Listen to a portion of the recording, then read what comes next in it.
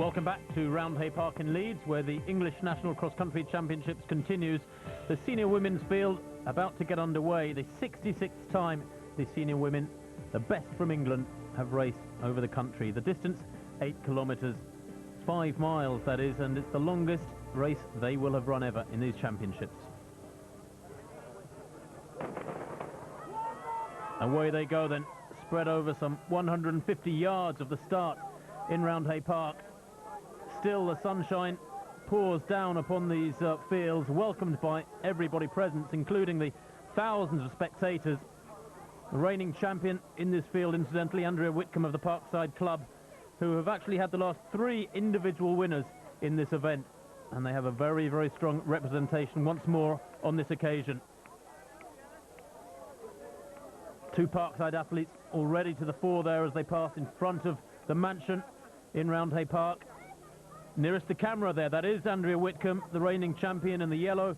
Heather Heasman there of Altrincham right behind her. And over on the far side, Mara Myers of Parkside as well, the 24-year-old who was a little miffed at being left out of the Great Britain team for the World Cross Country Championships next week. I know, Peter, certainly there have been 1 or 2 coaching controversies, or selection controversies, I should say, that have involved the coaches of the various athletes left out of the team since those championships 2 weeks ago. There are indeed, as athletes have been left out, and as we said earlier, that there's athletes who have been requested not to run here at Roundhay Park today. One of those must be one of the local favourites, Lucy Wright, who would like to be competing, but under the advice of the national events coach, they've been asked to not turn out, save themselves for the cross-country championships next weekend in Marrakesh. And even though some of the top athletes aren't competing today, this field is a very good field that's brought out a lot of spectators to watch. Well, it has indeed, but the cream has risen to the top very quickly indeed. Mara Myers there, 7.71, nearest the camera, goes through. Now, Myers was only 62nd last year, running very strongly in this breakaway group of 6, which includes her teammate Whitcomb, the champion, also includes Lucy Elliott in the striped vest and the red shorts, back in about 5th place in that shot, former winner of this event. Further back down the field, you can see some of the 500-plus starters really struggling to stay with this pace. Despite the conditions, everybody working very, very hard here to go with the tempo that's being set. Good to see such large numbers out on the course. But in this shot, well, you'd think there are only 6 or 8 in it. They've broken away very quickly indeed, despite the distance, because, as I was saying earlier, a lot of these women running into new territory here in the country. Myers leads from Anne Buckley, who runs for the Pudsey and Bramley Club. She was 3rd in the Northern Championships. Heasman there in the yellow, paying close attention to Myers and Buckley. They're still on the smaller of the 2 laps at the moment. But, Peter, good to see these athletes working very hard, running hard from the gun, if you like, because the endurance events in the athletics portfolio have suffered a little bit in the last few years, but there is a new strength of feeling, isn't there? There's a new initiative, if you like, developing in British athletics to support the endurance athletes. There is a new initiative. We've seen the demise of what was the British Athletic Federation, and now we're looking at coaches who are involved with the past.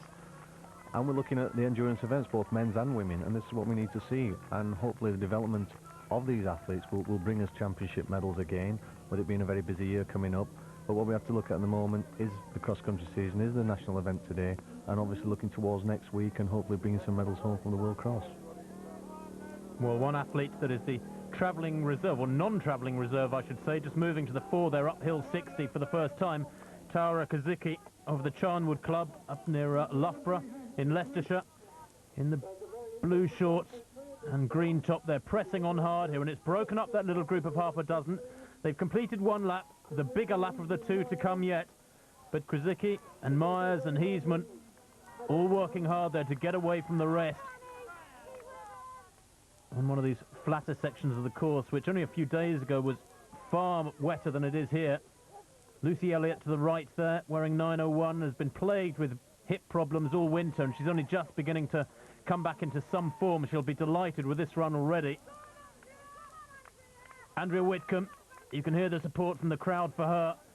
Very, very strong, consistent athlete, but sometimes lets herself down on the big occasion. Certainly her form, speaking to her coach Bob Parker, in training has been every bit as good as Mara Myers here, her teammate in the same strip for Parkside, but she just can't live with her on this occasion.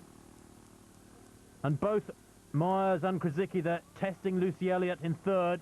Heisman beginning to struggle back and forth there as they pass round this difficult section of the course, with the ground sloping away towards the lake.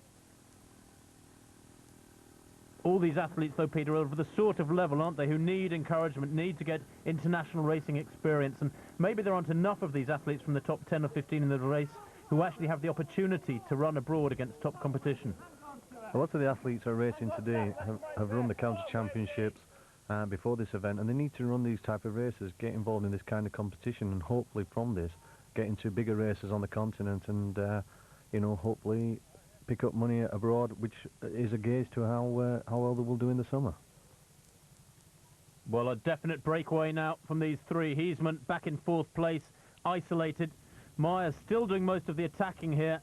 Lucy Elliott having the run of her year. She really has had a dreadful time under coach Simon Keane, who has worked so hard to get her back to full fitness. She's been struggling with that hip problem, but looks like she's guaranteeing herself here at least an individual medal. What colour, we don't know. Krasicki and Myers there. A little bit of a needle match, this. Krasicki defeating Myers in the trials 2 weeks ago for the World Cross Country Championships. Myers totally neglected by the selectors when they sat down and worked out the team to travel to Marrakesh in a week's time. As regards the actual team sheet or the reserves, and certainly her coach Bob Parker very, very disappointed that she wasn't considered. Her improvement this year has been meteoric, as I said, has an ability to produce the performances on the big occasions, and has only been running for 2 or 3 years since she graduated from Oxford, also her home city, but 62nd last year, and looks like a place in the first 3 this year. That is the sort of talent, the sort of improvement that really needs all the encouragement that can be afforded.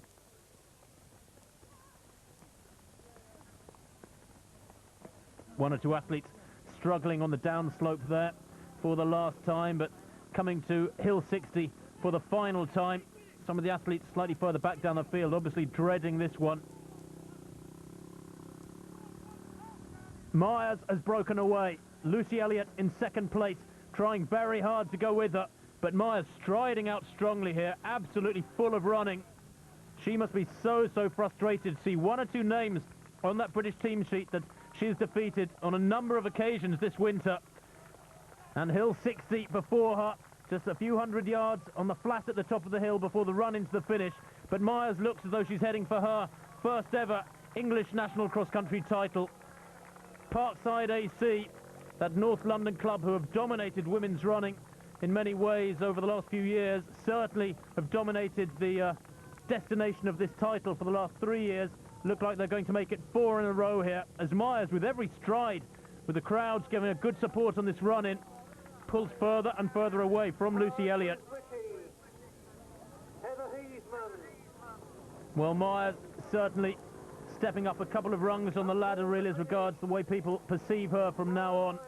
And I don't think she'll be missing out on that World Cross Country trip next year, that's for sure. Little glance over the shoulder there, just to check that Lucy Elliott, who has got pretty good track speed, isn't closing her down, but there's nothing to worry about. That's an impressive run. She just bided her time, tested them a couple of times mid-race, and then surged to victory. The time, 28.59 for Mara Myers of the Parkside Club. Lucy Elliott in second place will be absolutely delighted with that. Looks like her injuries are behind her. Tara Krasicki taking an individual medal for the first time too, and Heather Heisman, well, she's very experienced. She's been there before. She'll be pleased to take fourth for the Altrincham Club. Very competitive out on the course for the individuals, but it wasn't in the team race. Shaftesbury Barnet Harriers winning easily from Charnwood with Leeds City in third place, and Parkside Myers' club taking fourth place. Double joy for Lucy Elliott there then, as she takes an individual silver, a team gold. Myers, though, was the winner. Take us through your race. Well, for most of it I felt quite easy, but when I tried picking up the pace I just felt really drained quickly, so I decided to sit in and let the other people do the work, some of it. And so to the final event of the day, the 111th Senior Men's Championship. It's back to Peter and Tim. Back to Peter and Tim, and back to the English National Cross Country Championships for the 111th time. Huge field here, over 2,000 athletes getting underway for this 9-mile race ahead of them. 3 full laps of Roundhay Park, and it's anybody's race at this stage, particularly as the majority of athletes that have been selected for the World Cross Country next week are away training in Portugal. One athlete that hasn't, Spencer Duval, the only athlete indeed in Leeds today who is making the trip to Marrakesh next week, has opted to run here today, had flew a month ago, said he'd like to get another race under his belt, feels he needs a race, and Duval there leading at the moment in the colours of his club Cannock and Stafford, the 28-year-old, very, very confident, speaking to him earlier in the week. This huge field easing round this course. There really aren't many courses in the country that can take anything like this number of athletes in one race, but Duval certainly isn't going to have it all his own way. Barry Royden of the Medway Club in the red shorts there to the left, looking very strong in the early stages. Bannister there in those familiar black and white stripes of the Shaftesbury Barnet Club, also looking very relaxed. And he's focused on this one, as Dominic Bannister has raced very sparingly this winter.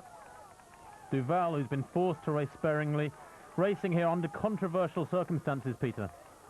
He has. He's been requested not to run and save himself for the World Cross Country Championships, but I know he's been up to the course twice this week to check on the conditions, and he did say that he would make a last-minute decision as to whether he actually competed here today. He's won in the past, no doubt he would like to win today, but, you know, the decision is finally with him. Well, they're heading for the downhill up at the front of the course, but there's some 6.5 miles of rolling parkland lying ahead for these athletes. Join us after the break.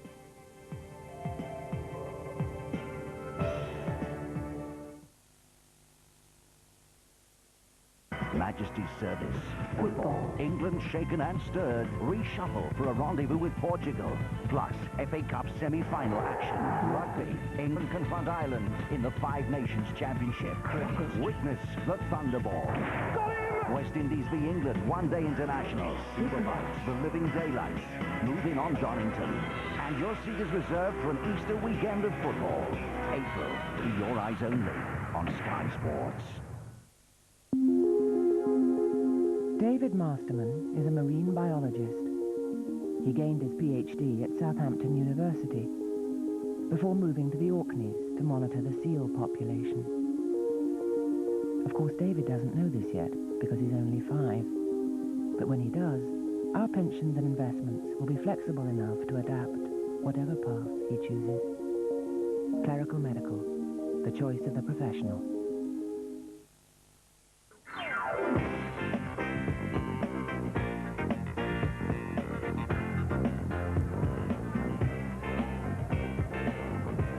This will be a quiet night out for the lads then. Which is why preparation is essential. Because you never know when you'll need that high-performance footwear.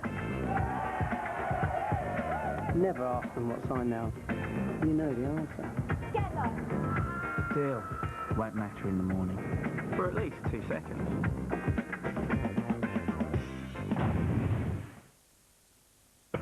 Yeah, my dad thought I was crazy. My first car was a 57 Chevy. The car eating thing, it was by accident. You know, suddenly I was a hero in this little town. I got to the point where I had a sponsorship with advertising. I had a TV show they were talking to me about. Then I discovered this new Maverick bar with biscuit, toffee, raisins, and caramel covered in chocolate. I haven't eaten a car since. Fills you up like a Dodge. Tastes as good as a 66 Mustang. New sugar-free Airwaves from Wrigley's releases wave after wave of menthol and eucalyptus vapors to help clear your nose. Wrigley's Airwaves long-lasting vapor release gum. At £856,000, Honda's world-beating solar car is a bit expensive, and there's no room for the kids yet. But by the time yours are fully grown, they may well be driving one of this car's descendants. Meanwhile, you'll be driving outstanding technology, whichever Honda you choose. Technology you can enjoy from Honda. For information on your nearest independent financial advisor, call Clerical Medical on 0800 77 90 77. This March on Sky Box Office, you could win. 2 £5,000, £2 grand. Or a great trip to either Africa, I love Africa. Italy, You love me, Bella Donna, you just don't know it yet. or Morocco. Promise me you'll come back for me. You're kidding, and yeah, it's miles away. So what's the trick? What do I have to do? Every time you order a movie from Sky Box Office in March, you're in the draw, and there'll be 5 winners. Just got to watch the film. You just, like, show me the money. Again. Movies first. Jerry Maguire, Tom Cruise, a story about modern love. The English Patient, loads of Oscars. The Crucible, Daniel Day-Lewis. In Love and War, Fly Away Home, Set It Off. What? 4 Sexy Girls, Rob Banks. Okay. Show me the money. Show me the money. You better yell! Show me the money! Or The Trip. Okay, I'm ready to go. Sky Box Office, this March, just the ticket.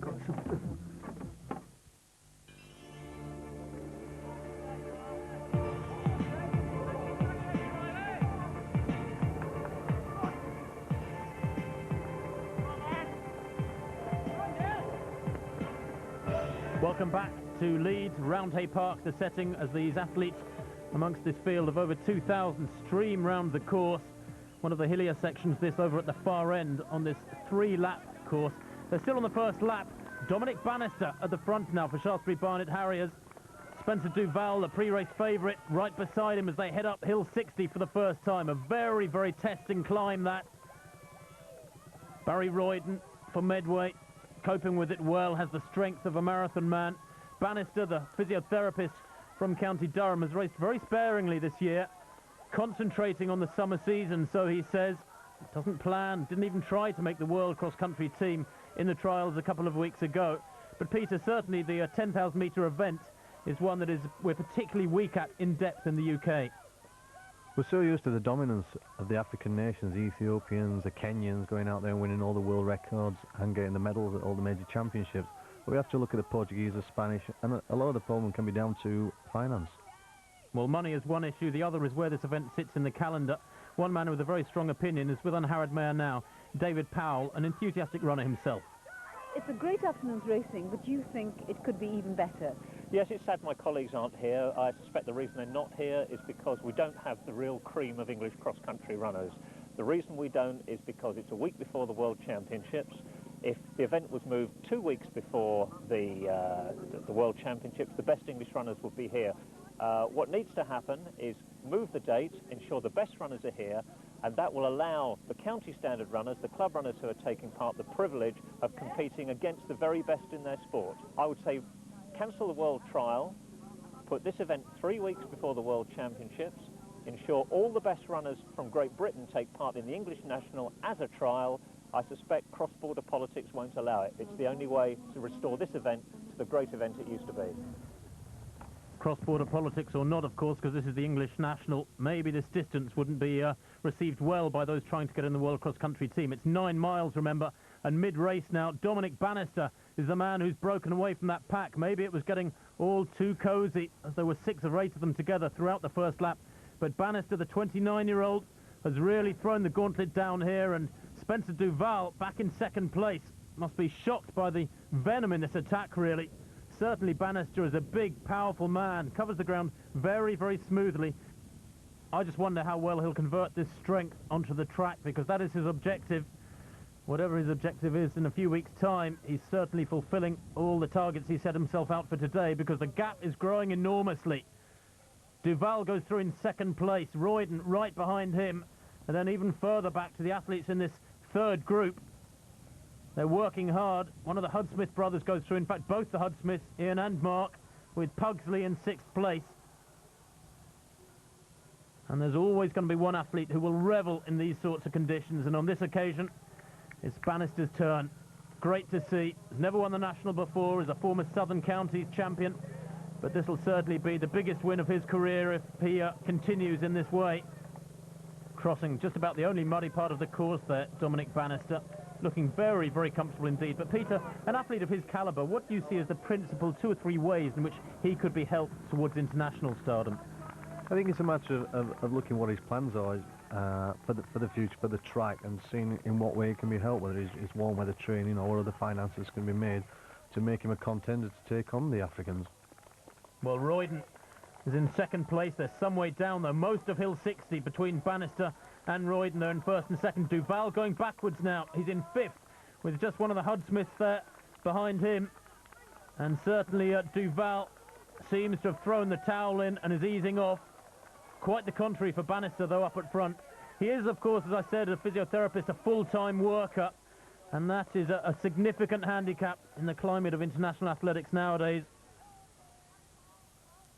The vast majority of these athletes, of course, will be anything but fun runners. They'll be pretty high-standard club runners, but when you're up against athletes who are international class, like Bannister and Duval and Royden and Hudspeth, all of whom at various times in their career have run for Great Britain and England, then the gaps really are exaggerated, if you like. And Bannister now on the second lap, lapping many of the tail enders.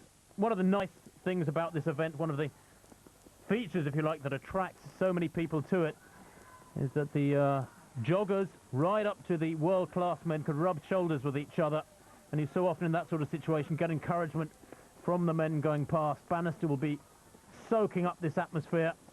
Hard to pick him out there as he roars past so many of the tail enders. Grimacing a little bit there, Bannister. I rather think this mid-race surge will have taken its toll on him, but it's worked, and how. The gap back to Barry Royden, now some 20 seconds or more.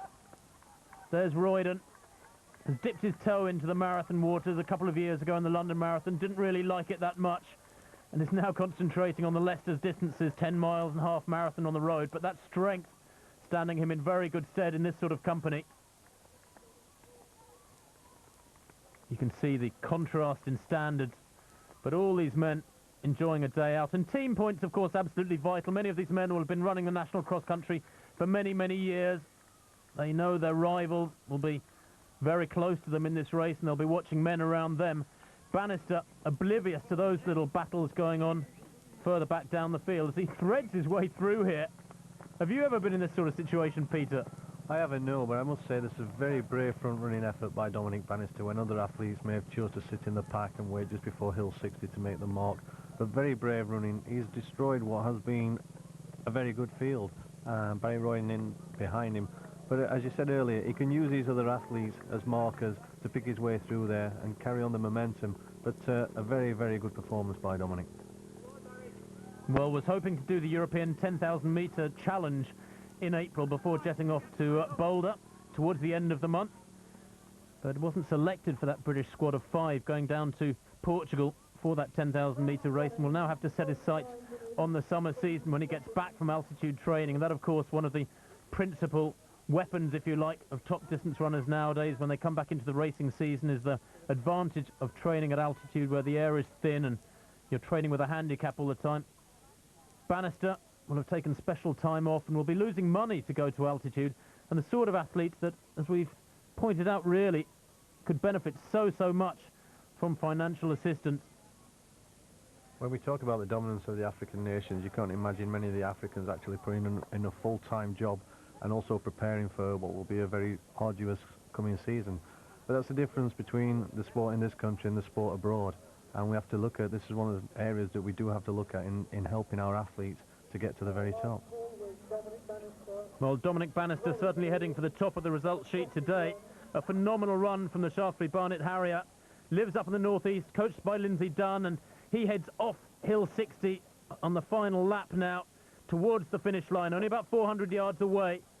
In isolation, glorious isolation you could call it. Barry Royden almost half a minute behind now as Bannister gets to the top there. Enjoys the flat and enjoys the plaudits from this crowd. He's worked hard for it, perhaps unnecessarily hard, because he's in a different class on the day. That mid-race surge really taking its toll of him and the opposition, but it's given him this cushion, if you like, now some 25 or 30 seconds ahead of Barry Royden in second place, so he can soak up the atmosphere as he comes down the finishing straight. It'll be his first national title, and he's the national champion in impressive style here. Britain's best at the European Championships back in December in Portugal. Dominic Bannister is the 1998 View From English National Cross Country champion, and he'll remember that one for many a day. Marvellous running from Royden too in second place. Little wave there from Royden, well beaten on this day but nevertheless, the silver medal for him and the Medway Club. Good to see Royden taking an individual medal. He supported this event year after year. Justin Pugsley takes the bronze medal. Just missed out on a World Cross Country Championship team place, but he finished in third for Birchfield, the Midlands club. Right behind him there, Mark Hudspeth, the Commonwealth Games bronze medalist in the marathon, and his brother behind him in fifth place. The Hudspeths finishing fourth and fifth for the Morpeth club. Bingley taking the team title, the champions in '96, and Harrod caught up with a delighted Bannister. How did you feel? Very strong all the way. It's getting hard towards the end, but I just felt really good all the way.